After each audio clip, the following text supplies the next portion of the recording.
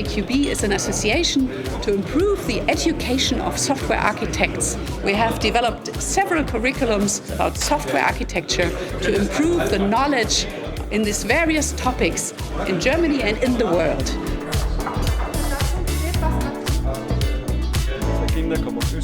Over the last 15 years, there were thousands of people trained. They defined a software architecture space in Germany and also internationally.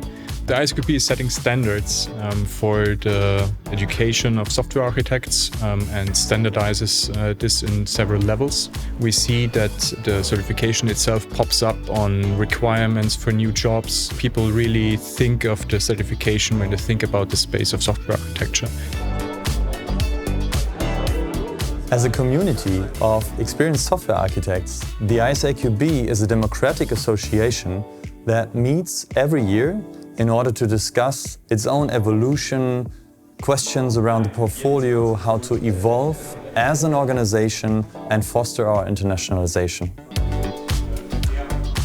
iSAQB's work changed the way people look at the software development or the software designs which are happening. And it has changed the way people now pursue the whole software development life cycle. So it has played a vital role in the software industry.